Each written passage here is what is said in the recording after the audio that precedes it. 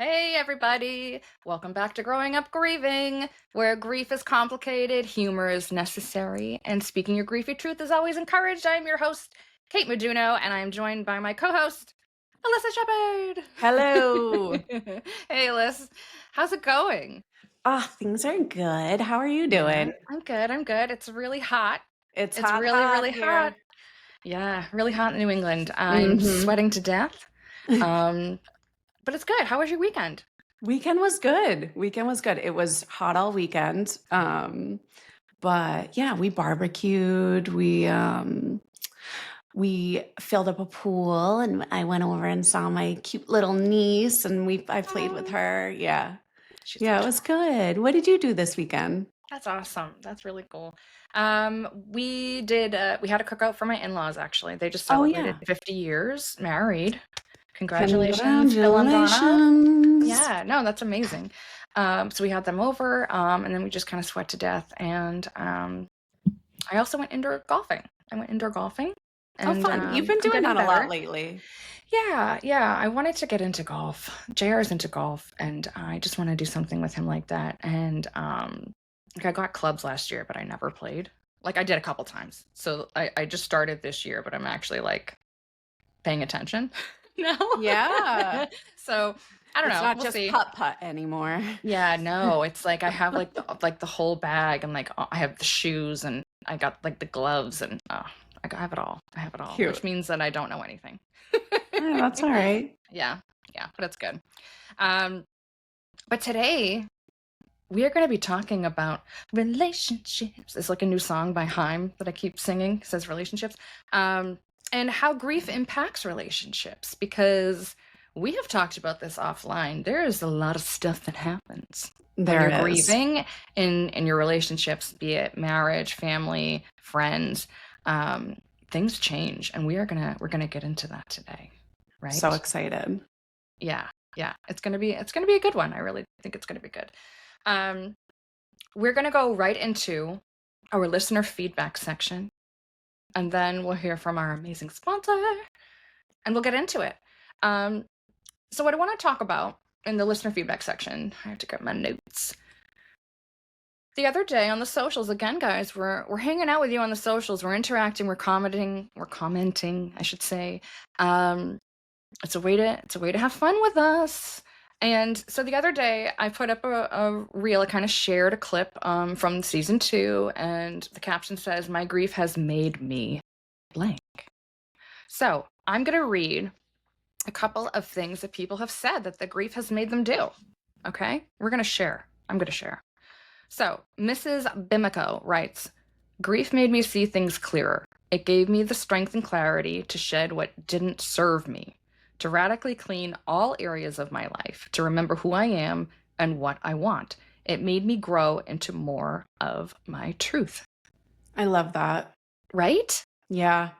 I Yeah, feel the same way. it's so true. hmm And yeah, you just I love that, to radically clean all areas of my life. It's so true, because I felt like that too. You just need to like shake things up. Um, our friends, another pod, for my friends from last year, Two Girls with Grief pod, they had written, they have written, they have written, "Grief has made me pause and be present, rushing through life and realizing I should have spent more time with those I loved than climbing a corporate ladder." Yeah, those are moments too, where isn't it one of those moments where you're just like, ugh, you look back at the things that you've done and you kind of criticize yourself in your grief, you know? Absolutely. But that's so true. We just can't get time back. And I think that when you have a significant loss, you realize that you wasted so much time, right? Like Yeah. you prioritize things that maybe you wish you didn't prioritize over the people that you love. And Yeah. yeah. Yeah, for sure. Um, Actually, you had responded to that. You said, "I love this. Oh, I agree. I believe it 100%. It made me reset my priorities and who I give my time and energy to." And that's something we'll no. talk about today too, don't you think? Yes, Like yes. this is all intertwining. Yes, it's great. Um, yeah, so you're amazing. Uh, Hey. And then Jennifer Vincent, grief coach, she said, I felt this. In searching for answers, I ended up finding myself. And she says, and grief is super weird. And it so is. It's Yeah. so weird. Yeah. Because again, you've lost someone. It's the most terrible thing. And yet you're finding something good in it. Like what? And then Butterflies and Halos, she said that she realizes that I get to choose how I want my healing and my life to look going forward. Like it made her realize that she gets the choice. We've talked about that too. Mm-hmm. It's the choice. And then our Real Talk Laz, he's got another podcast we love too. Laz. Yeah, he's so nice. He really big focus on mental health, and especially this month in June. Men's mental health. It's still June. Oh my God. Guys, It's I just still lost my mind for a June. minute there. Just lost my mind.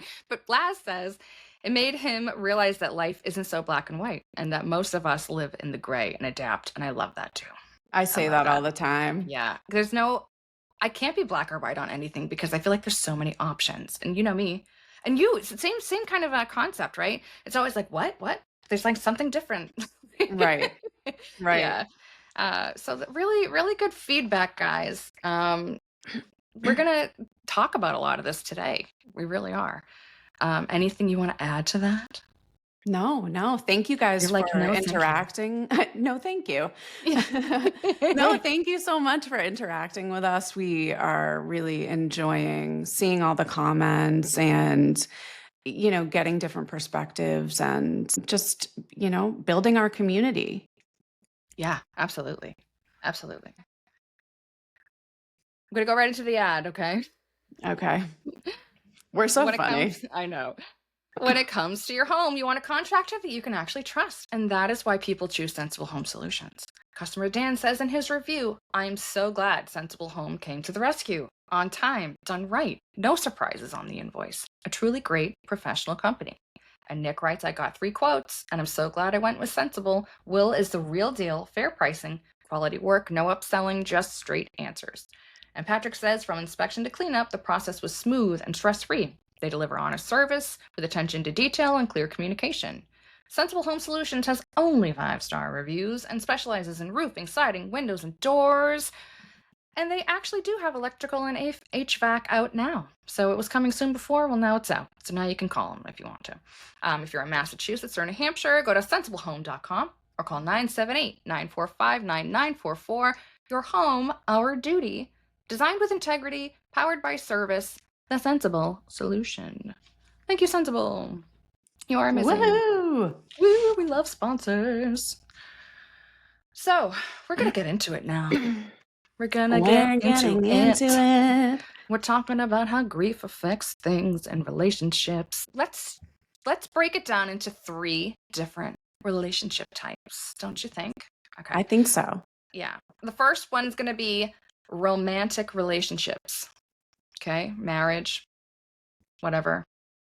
Boyfriend, girlfriend, boyfriend, whatever the hell you are, whatever you feel like. We're talking about that. And let's talk about these different things. So how grief can bring couples closer or create distance. I would like to share on that to start. Okay. The grief of my mother severely impacted my marriage, like severely. JR and I, we really struggled through that. I mean, I was just dying, like my mom died and I was just completely flailing and like felt like I was drowning all the time. And in the beginning, JR did not know how to deal with that. He didn't know how to deal with that. Obviously, it was a big traumatic loss for me, and I had lost other people, but he grew up in a different kind of lifestyle than I.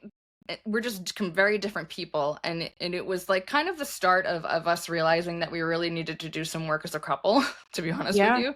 Like looking back, we ended up going to marriage counseling because we kept fighting, right? And guess what we found out there? That my grief is like a big problem. Because strange. I know. Who would have thought that I would like, right? I know. It's crazy. This was so foreign to me, I'm telling you. But I had an aha moment there, and I was like, oh my God, like, not to say like relationships obviously take 2, right? But my grief was like a big problem of mine. in our relationship. Now, does he have other things to work on? Sure. And of course I have to say that, right? Nobody's Like, perfect. yeah. But you know what I mean? Like it was a big thing for me. And so I think it really, like in the beginning, there was just so much distance because one day I was me, okay? And then the next day I was like this crazy person who just didn't know how to handle anything. I was crying all the time. Just like trigger central, right? Like not having any of the tools that I know now or that you know now, you know what I mean? Right. But so that was, it was really, really hard. And I don't think he understood. You know, we went to counseling, and he kind of developed some different skills to like help me, and just to realize, like we talk about like what do you need, like when you're sad, like what do you, I don't know, what do you need? And we kind of had those conversations, and so now like if I'm feeling griefy or whatever, like he knows, he just comes up and gives me like a big hug and like what do you need, babe? Like, you know. And Right. before, like that did not happen at all, you know. And so we have really like shifted in that aspect. I don't know, has grief affected any of your relationships like that, or like what was your experience with it? Um, with my husband, I was actually really lucky. We don't have kids. So, and because of that, he gave me all the time in the world that I needed to heal myself and be in my raw emotion grief. And I think there's definitely a difference when you have kids, right? Like I took 2 weeks off of work when my mom passed, and there wasn't any pressure for me aside from, we do have dogs, but aside from you know, just taking care of myself, I didn't get any pressure, because we didn't have the kids. And Jeff was really good. He let me do what I needed to do. He let me cry, he let me be quiet. He picked up the slack. Yeah, he was great. I mean, it was really great. And he just kind of held my hand the whole time. So I was really lucky. And like I said, we didn't have kids, so it was easier for him to pick up the slack in the house. And I shouldn't say pick up the slack, but like share the responsibilities, right? You Yeah. kind of like, if one of you usually cooks dinner, or one of you usually takes out the trash, or I Yep. mean, just household management stuff, right? He did all of that for me, That's amazing. and let me be, and this is the thing in terms of coming closer when somebody's grieving. I really feel like it's an opportunity for the partner of the griever to step up in a way that the griever has never experienced, right? Because hopefully everybody's not dying around you. So this is like, if you're lacking in your relationship, and we all have misgivings, right? If you're For sure. lacking in your relationship, this is the time, like this is your Hail Mary moment. This is the time where you get your extra credit assignment, and you Yes. show your partner that, maybe I don't take out the trash all the time, or maybe you have to ask me multiple times to like pick up my laundry. But like, these are the moments where you need to show up for your partner and say, you know what, I'm here. And, I was lucky to experience that. I think Yeah. you need to create a safe space so your person can be vulnerable and broken and like work through it all. It's so true. Um, and like you didn't say, but it's learning somebody's love language too. Yes, and Um, honestly, like we did that work like with that book. Highly did recommend, you? everybody. If your relationship needs some mix up, go get it. Yeah, the love languages. For real. Yeah, because he did have to learn how to do that. And I will say, when my dad passed away, right, a couple years ago, as opposed to, almost 8 Versus your mom. when my mom died, right? Like now he knows better, and before he didn't know better. And you know what, like I could be resentful or whatever, like no, like he put the work in, like how do I support you? And it's all those little moments like you were talking about. And it was hard because we did have kids. You're so right, we still have kids, we do have kids. We didn't Yeah. like, like the kids are there. And when my mom died, like the girls were little, they're older now, but they're not old, like preteen and teen, like Right. barely. And So it's like this kids still need their lunches, you know what I mean? yes. The kids still need dinners. The kids still need to get dropped off at, soccer or whatever it is. And the kids are amazing, and you know, I just didn't have that experience because I don't have them. It allowed me Yeah. to focus on myself. But if I had children, you know, and I was in raw grief, and I had to drag myself out of bed and put on a mask, like you don't want to put those emotions on your children, so I can imagine that being really hard. Yeah, and I think a lot of couples, just from my experience and hearing from other people and just like knowing people, right? Like a lot of couples I think struggle immensely with grief, and some couples end up breaking up. It like people who lose children, we kind of alluded, like talked about that a little bit, when we talked about your story. Yeah. You know, obviously there's other factors there, but like, you know what I mean? Like a lot of times illness and sickness and death can so they just damage things, and sometimes they're not fixable, or sometimes people just don't want to fix it, Right. and there's other changes that happen too when you're grieving and you're a couple. Who wants to get intimate with a partner when they don't feel seen, when they don't feel like somebody understands their grief or understands them, right? Like there's different Right. things that play into it. There's so many things. And there's mismatched grieving styles too. And Yep. we just like how people, like along the same lines as the love language, it's basically the exact same thing, like Right. just figuring out what you're like, sure, just because you don't like that or you don't need a hug doesn't mean I don't. You know what I mean? Exactly.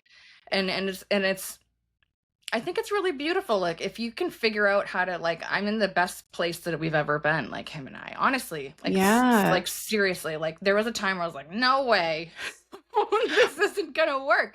But he's amazing. I wouldn't give him up for the world. Like, Right. He and is to a go good through this guy. together, he is. He really is. He would give you like the shirt off his back. He doesn't give a shit. He's just always been like that.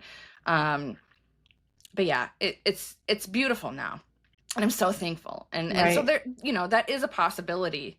Just like if you're listening right now and you are bumping heads with your partner and you're grieving like hardcore and they just don't get you. Well, first of all, I think it's so common. Yes. But second of all, like you can fix it. You can. You just have to put the work in, right? Just Yeah. like anything. Relationships aren't easy. You have to No. choices, right? You have to make a choice to want to move forward, to want to transition and grow together. And, sometimes that's meeting in the middle. Yeah. I think another thing that's super important is for partners of grievers to be patient. Yes. Um, you know, because the brain is literally rewiring itself during grief, which So is like true. it is. And this is like a little, nerd alert with I love it. Alyssa. Please nerd us. I will it'll be real quick though. But so the hippocampus of your brain, it converts short-term memories to long-term memories. And then it also is responsible, it's a crucial part in navigation and location, right? Okay. So when you experience a significant loss, your brain can go through functional and structural changes that become extremely disorienting. So That's this is crazy. what Is that why we feel like that? this Like is we all what feel like we're new people. right. This is what we call grief fog, right? So Oh, yes. that, it's essentially it's like memory loss, it's time distortion, it's emotional processing and reactivity. So it's like if you can't be patient with your partner and even patient with yourself, Yeah. you have to realize you're going, mentally, psychologically, you're trying to work this out, but also your body is going through change. Your brain is trying to repair itself because you've had this significant loss, and that's your physical anatomy. So like That's wild. People need we need, grieving is hard and people need to be patient. And that's why putting a time, well, you should get back to it. You're going to feel better when you get back to work. Like, no, take the time that you need, and everybody is different. Yeah. So No, that's so true. Thank you for educating us. a I little love nerds, that. I love nerd. it. No, but you would know. I hadn't thought it like that's a little tidbit. You just now my brain's going blah, blah, blah, and all It's these different places. wild. But what did they say? Like your body changes like every 7 years or something. Yeah, Like all this, you like right. experience But it kind of hormonal reminds me of changes. that. Like you don't realize that this external separation, really, like death, is actually affecting your body. That's wild. Yeah, it's not just psychological. Your brain is rewiring itself. Okay, I hadn't So, thought about it like, let's get everybody just needs to give everybody grace when they're, Yeah. you Yeah, know, like you're going out today and someone's driving really slow in front of you. Well, maybe they just found out that somebody just passed or something. Or maybe they have to go figure out how to muster the courage to go to Walmart to buy like their dead dad something to wear at his funeral. right. Because Yeah. all these things have happened. You know what I mean? Like, Yes. yeah, give them Yeah. grace. Just be patient. All right. Well, then we're going to move on to friendships. Friendships. All right. So, friendships definitely take a toll when you're grieving as well. I mean, you just always hear like, people lose friends. They can't believe that so and so didn't show up to the funeral or to the wake, right? You hear those stories all the time, like, yeah, friends for life and didn't even show, like people say that all the time. And some friends will disappear. Mm-hmm. They will disappear. I've had friends who leave. I wouldn't say they're just directly related to grief, but like I grieve those relationships just like I would a real death, you know? Yeah. Yeah. It's hard when you expect people to show up and they don't.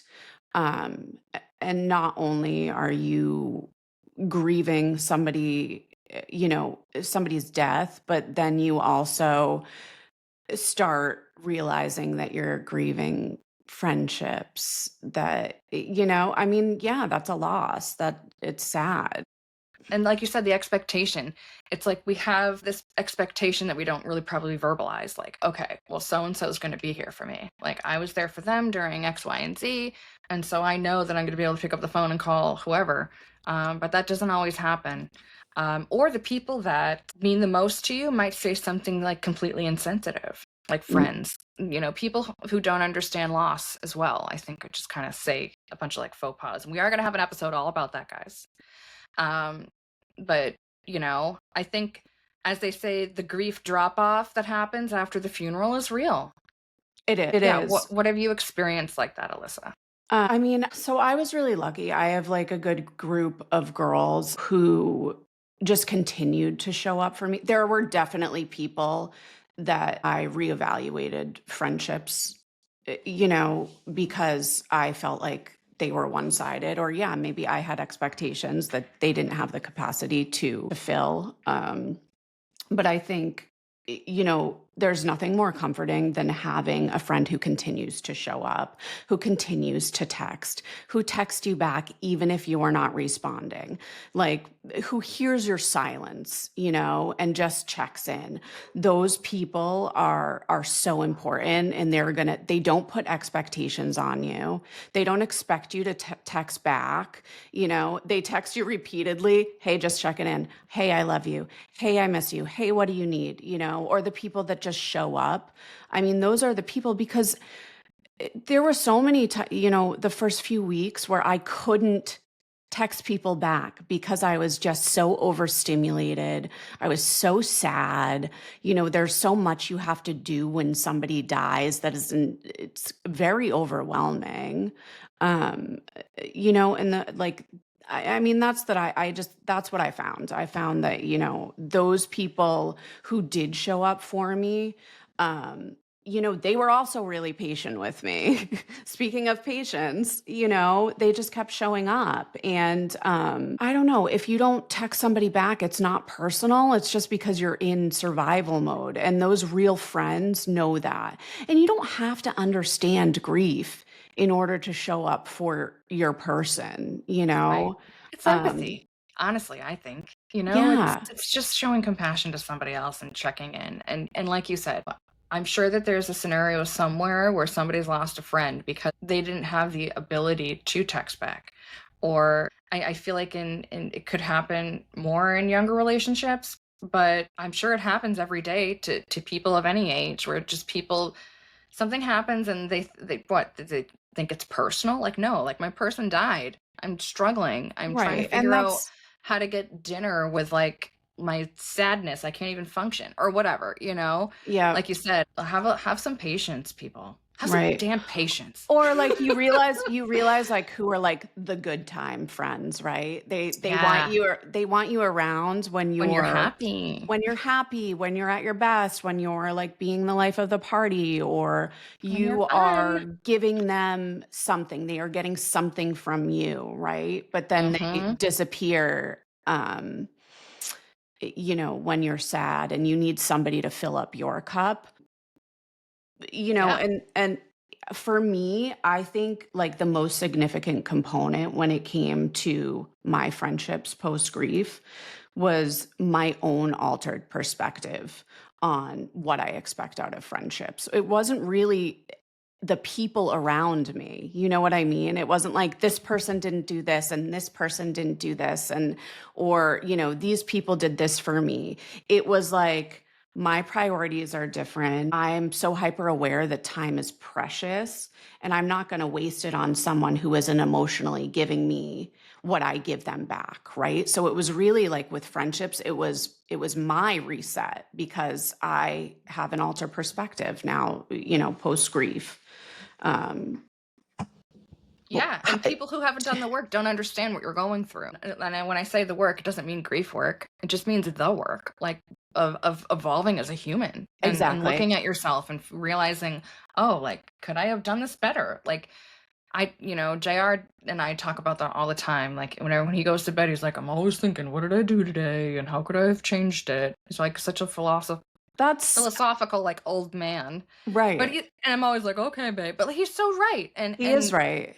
like how do you get to that point? It's not, you didn't just wake up like just doing, it's a deliberate thing. Like again, all stems to making the choices, and people Right. choose if they want to be there for you or if they mess up, right? Hmm. If somebody says something insensitive to you, let's just say, you have to, if you want to keep a friendship or if you want to keep any relationship, you have to address it. You You have to have to, talk about the hard stuff. yeah, And I nobody is think in that, perfect. can't you just bond things and make things even stronger? Like you so can. And that You can happen can. with friendship. So if you have messed up and you've hurt your grieving friend, like don't think it's over. I don't know. That's at least me.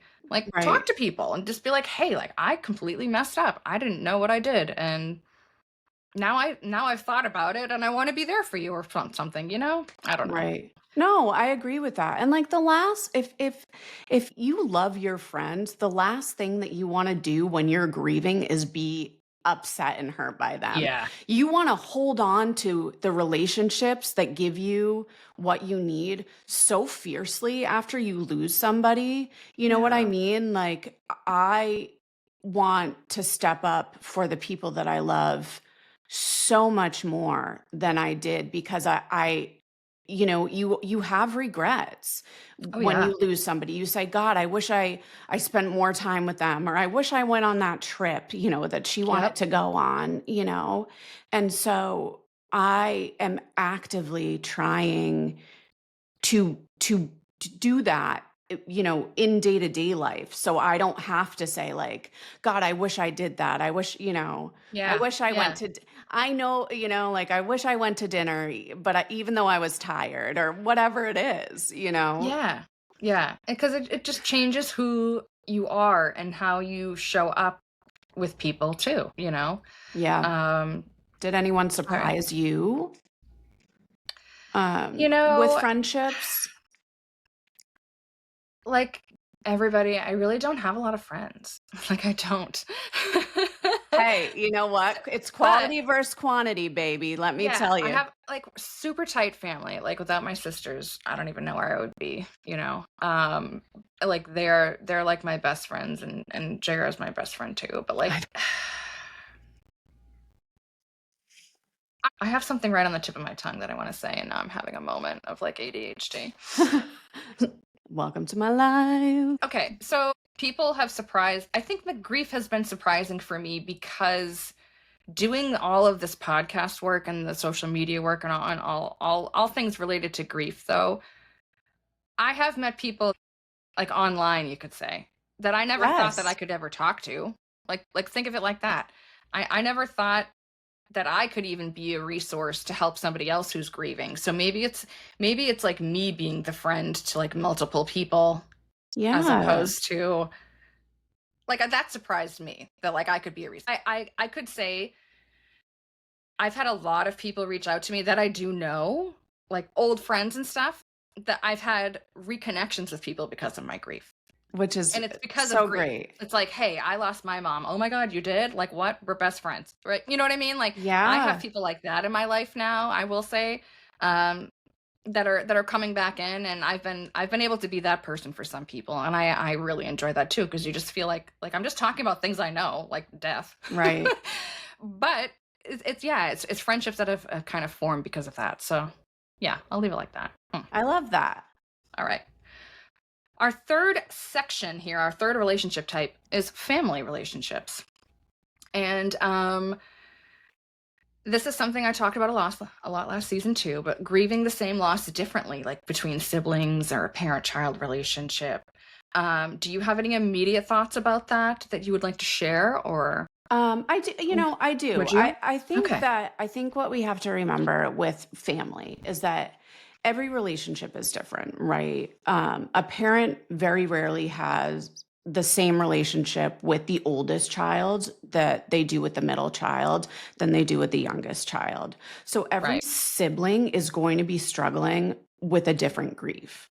Right? They might have similar feelings. They might love their mother or their father the same way as, like it's not about who has the more love. It's just that they have had a different journey with this person. Um, so they're going to feel different. Like the oldest child, the old like the oldest child and a mom, right? It's like, well, your mom was young then. Your mom was still trying to figure things out. She's not going to parent you the same way, they're not going to parent Meg the same way that they parented you as the baby, right? Because it So was right, yeah. it was different. And, financial situations may be different where like, it's a young couple just getting started versus, they're on their fifth kid and so I just think there's so many different components when it comes to family and grieving. Nobody has the same journey. It doesn't matter how happy or healthy your family was. It doesn't matter how much love you had for them. You're all going to feel different. So it's going to be different. And and that kind of goes into like different grieving styles, I guess. No, it does. It does. Yeah. So, like you mentioned, like my family, for sure. The way that people are raised and everything affects different things. I know, like, I didn't grow, obviously, I do have loss that I grew up with. And it affected me severely. And yeah, it's different than how my sisters feel for sure. I think we all don't want anybody else to die. Like, we're all just like totally good with it. Like, no, thank you. We're all set. You've punched my bingo card. I've got like 10 free coffees with this. I'm good. Like, I know. I don't need any more. And the way that it's affected me within the family is obviously I'm just like a big scaredy cat. Just afraid. I don't want people to die. I don't want to be left alone. You feel lonely. Grief makes you feel lonely even in a crowded room. And so, that's how I felt. And talking to my sisters last year too, one of them, Rachel, I mean, she just took the bull by the horns, I feel, with her life. That's kind of that's been the way that she's forged through it. I've been like super emotional, like let's cry about it, let's Yeah. kumbaya, and let's be hopeful and pray that like everything is gonna be fine, like wishful thinking. Rachel's kind of more practical and more of a, I don't know, a realist, you could say.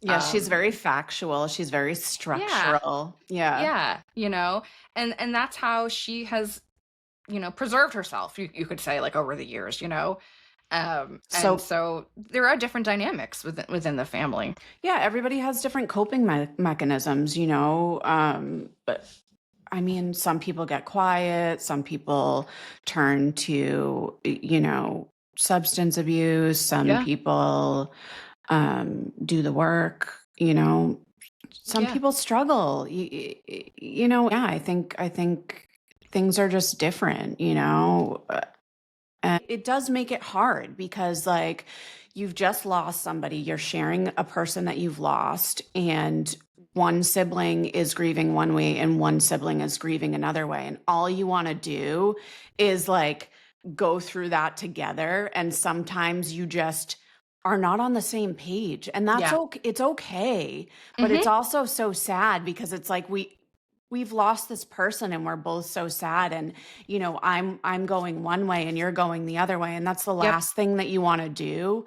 But just like anything else, like, you are on your own journey. Grief is your own journey. Yeah. You know Yeah. so And I just had a thought too when you were saying that, just remembering when my sisters and I had to clean out my dad's place, which was also my mom's place. But when he had died, like, we cleaned it all out, and we were bumping heads. We were butting heads, my sisters and I. We all had the same goal, like, clean out the place and, like, let's get this done and do what we have to do, and everybody takes what and whatever. But it's hard, and especially, like, if I'm having a day where I don't want to go clean the house because I'm feeling super griefy, right? And yeah. but so my another one of my sisters, like, no, like, we have to get this shit done. You know what I mean? So there's different there's different emotions that come into play when people are grieving, and you have to deal with that, like, subsequently, especially in the family dynamic. Like, our both of our Yeah. parents are gone from my perspective, and it's like we all wanted to be there for each other, truthfully, like, I know we did, um to get through it, but we also just needed the help, and it's hard to just deal with different personalities when Hmm. you're grieving. Yeah. It's just hard. It's another Yeah. layer. Yeah, I kind of played a big sister role there, and stepped in, and um just got things done because they Yep. needed to get done. And it was really painful for my little brother. It was too painful for him. Yeah. And that's kind of, you step up for those people as well. You're people that you care about, right? And you do Yeah. the things that maybe they don't have the capacity to do. And you do it with love. Yeah. You do it because you love that person. Yeah, you just kind of suck it up and get the stuff done. And Yeah. um I think the most important thing with different grief styles too is just to not, like, hold resentment or animosity when it comes to somebody else who's not grieving the same way as you. I don't think that that's fair. I think that we really need to respect that people are different and people handle things different. And you can't make somebody grieve the way that you grieve, you know, and that's like in life. You can't, the only thing that you have control over is yourself and how you're going to show up for yourself and show up for other people. So just release everything else. Like, you guys are already dealing with so much that the last thing you want to do is hold a grudge against somebody. Like, I feel like a lot of people fight about money, when it comes to death. I mean, my mother didn't have any money, so she didn't have Yep. assets Neither. Yeah. that my brother and I could have fought about. But, like, when I hear stories about that, I'm just like, that is so ugly. And that is not respecting your person that you lost. And it just seems, I mean, those things, I don't have, like, tolerance for that stuff. I just think Yeah, that I don't it's like fighting so, at any cost. Like, I just don't. no, I don't. I no. don't try to avoid it as much as I can. Um, I just don't. I just think it's such an energy waste. And when Yeah. you're grieving, like, you have no energy to begin with. So, like, no, I'm not Yeah, going like, there we're with all you, just trying to right? survive here. Let's not be mean to each other Yeah. about, like, superficial things. Like, this is not why we're here. Yeah, yeah. It's so true. It's hard being in any kind of relationship, I think.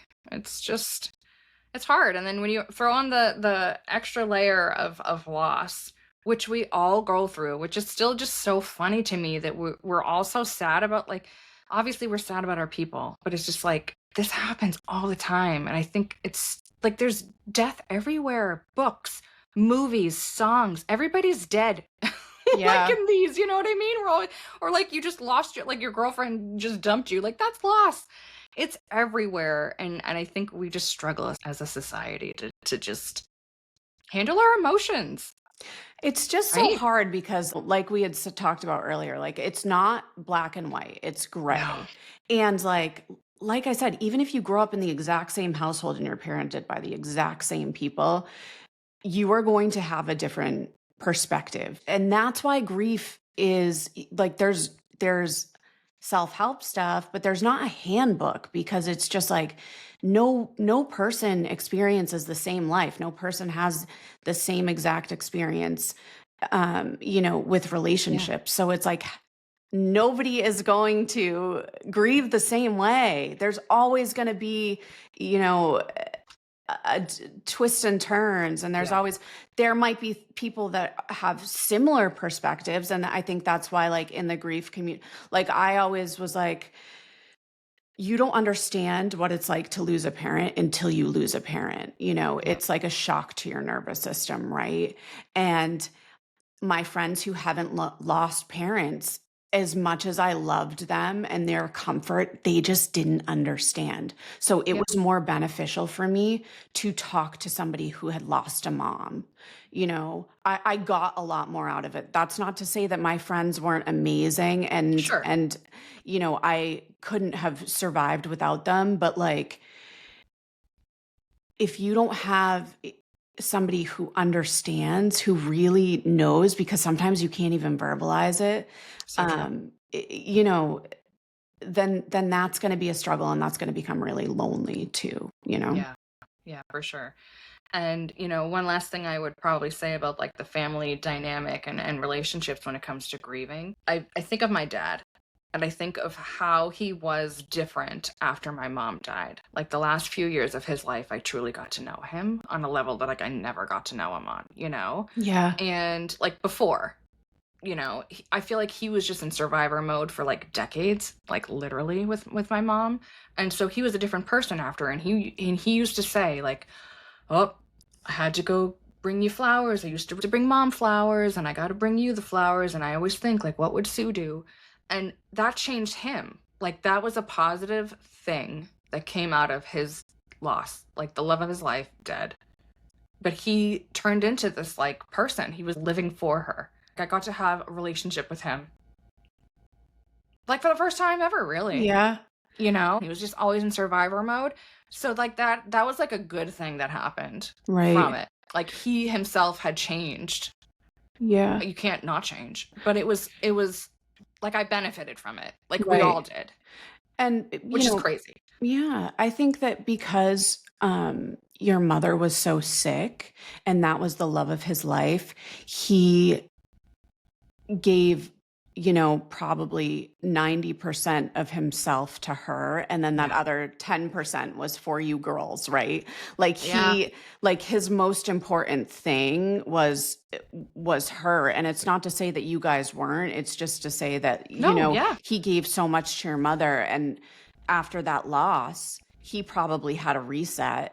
And he probably did the, wow, we don't have a lot of time thing. And then he was Yeah. able to actually show up. He was able to give, 100% of himself Yeah. to you girls.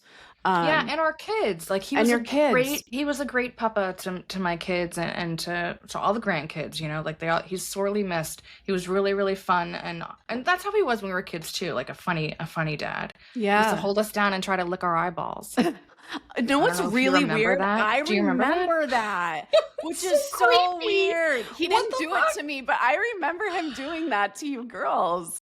I just like who does that? Like, I mean, he thought it was hilarious. Like, It was this is so hilarious to funny. watch. That's so weird because I have not He ever was like, thought about that. I'm gonna hold your eye open and lick it. I And I'll be like, remember no, that. don't do it. That's It's so funny. horrifyingly gross, but yeah, I don't know. That was really Yeah. funny. Yeah, I that hadn't is thought of that in a hilarious. long That's time. hilarious. I actually remember that as well. Oh god, yeah. All right. I do wanna talk one more thing, Yes. and this is kind of just from my own perspective, because my parents, when they were married, obviously went through, a traumatic loss with Josh, Sure. and they had different grieving styles. My mom like really looked to God. She found religious community. She found grief support through the religious community. She was always doing things like getting rosaries blessed by the Pope. And, I think she was really kind of hoping for a miracle. And, you know, praying to God. And my dad always said, she went to God and I went to work while Josh was still alive. Um, and that's kind of what he did. He grieved by just like keeping himself busy and going to work while she was doing something completely different. Yeah. Um, and But both for themselves, both for you know? themselves, yeah, and I don't think that my dad started reaching out or doing any, real kind of shadow work, I guess, until after Josh had actually passed. Like my mom kind of started that, and with your mom, you kind of start preparing you find outlets while a person is sick. And I think that my Yes. mom was really kind of, you know, in the religious community before Josh passed, where my dad like went to work and, you Yeah, know, like she had a foot in the door and she a had her foot in the door already, and he didn't do anything until after he passed, and your dad really helped him with that. I know, yeah, I love that. yeah, I your know our dad, dads were, like, really good friends. They were they like were best such good friends. friends, I know, I love that. your dad, went to some of the same your dad invited my dad to go to, like, AA meetings and, even though my dad wasn't I mean, he wasn't drinking after my brother passed, but my dad always said, like, I got so much out of those meetings because there weren't a lot of resources for me, and Mm, I really needed some type of support. So I went with Uncle Dick to his AA meetings a lot because a lot of that was applicable. Um, yeah, it's like doing the self-work and dealing with, like, whatever's making you sad, crazy, or whatever, or use, right? Like, yeah, yeah. yeah, I can So see why that would be yeah. so that was kind of another example of different Do you ways think that people grieve. okay, are you similar in any way to your parents? Are you religious? Do you do you put your head down and go to work, or are you different? Just talking about the dynamics and the differences. I'm Yeah, thinking I out loud mean, now. yeah, what's crazy is that like I'm kind of a combination of both, to be honest with you. Yeah. I like to keep busy for sure. And I did like to be back at work. I liked, in the first 2 years of after my mom's death, I worked like 6 days a week. Like it was really good for me to stay busy. I worked two jobs and that was good. And then also I grew up extremely Catholic, as you know. Went to private Catholic school, and obviously my mother was very religious. And that was because of Josh. I think that's when she really, found God again. So I Yeah. have all that instilled in me. Um, you know, I have the kind of that like foundation of the Catholic Christian background, but I do a lot of reading. And I really was kind of trying to read different books on spirituality, and healing and the universe and yeah, I am definitely a spiritual person. And I think that it's a combination of a bunch of different religions, to be honest with you. That's fair, that's fair. Yeah. I was also, raised Catholic and Yeah. I don't practice, Right? but but I believe in something I for do believe, sure, yeah. for so sure. Okay. Yeah. Well, that's awesome. How about we shake it up and Oh, yes, let's we shake do it a little up. would you rather? Great audition. Would you rather? All right, I have a couple would you rather questions, and then we'll be wrapping up the show, everybody. Okay. Okay, first would you rather question. I'm gonna ask you. I'll answer it too, but I'm gonna ask you first. I'm Dun, dun, scared. dun. I don't know why I get nervous about these I know ones. they're always silly. Okay, so don't put like too much weight into it. Okay, first one. Would you rather hear their voice in a dream once a year and it feels so real, like 100% real, once a year, or have a piece of advice that they would give you magically appear in writing whenever you need it, but the writing is always 3 feet long on a CVS receipt? Stupid. Oh my God. I don't know No, why these ones are like, I know. because I There's just, oh no, because they're I like want making all of them. Like, because I want every I'm like single making one. I know I'm making it sound so good, and then I'm like, meh. So, would you rather hear their voice in a dream once a year? It feels 100% real, or have a piece of advice that they would give you magically. It would appear in writing whenever you need it, but it's on the back of CVS receipt and it's like 3 feet long. You have to like figure it out. Oh, I like these, Kate. I know they're so silly. I It's like I like don't know what I I want. like